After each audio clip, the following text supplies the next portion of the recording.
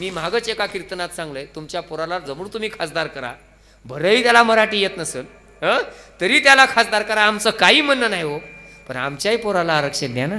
ज्या ज्या वेळेला महाराष्ट्रावर संकट येते त्या त्यावेळेला तुम्ही एकतर नॉट रिचेबल राहता, नाहीतर काय राहते, नाहीतर बिमार पडता.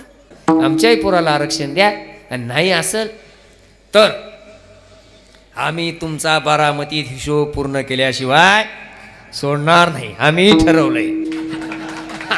झाला की नाही बघा, त्याला डेंगूच झाला, कमाल वाटते. आणि ते अजित दादा काल म्हणाले मी लेचापेचा माणूस नाही. काय दादा, अरे काय सांगावं तुम्हाला, ज्या ज्या वेळेला महाराष्ट्रावर संकट येते त्या त्यावेळेला तुम्ही एकतर नॉट रिचेबल राहता, नाहीतर काय राहते, नाहीतर बिमार पडता की नाही. अरे समाज इकडं बिमार पडलाय. मी त्या राजेश टोपेचं अभिनंदन करतो मनापासून, कारण माय बिमारण हा माणूस कामात होता. मला काय तो सोयरा नव्ह, बरं आपलं ठरलंय, श्रीमंत आपला कोणी सोयरा नाही. पण कसं आहे, शिवाजी महाराज काय केले आणि तुम्ही काय केल्या, म्हणून आमचं म्हणणं आहे साहेब, मी मागच एका कीर्तनात सांगलंय, तुमच्या पोराला जमून तुम्ही खासदार करा, भलेही त्याला मराठी येत नसेल तरी त्याला खासदार करा, आमचं काही म्हणणं नाही हो, पण आमच्याही पोराला आरक्षण द्या ना.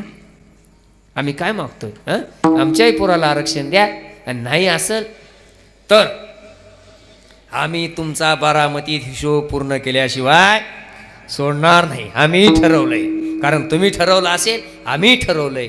हे म्हणतात गरीबाला धक्का लागू देऊ नये, आम्ही म्हणता पवार साहेब उद्या सुप्रियाताई उभा टाकल्या की तुम्ही म्हणा की माझी सुप्रियाला निवडून दिलं तर गरीबाला धक्का बसते, म्हणून माझ्या सुप्रियाला निवडून देऊ नका. सोपं आहे गणित, आहे का नाही? लय सोपं गणित आहे. आणि म्हणून मित्र हो, आता आपल्याला ही लढाई फक्त नेटानं लढवायची आहे.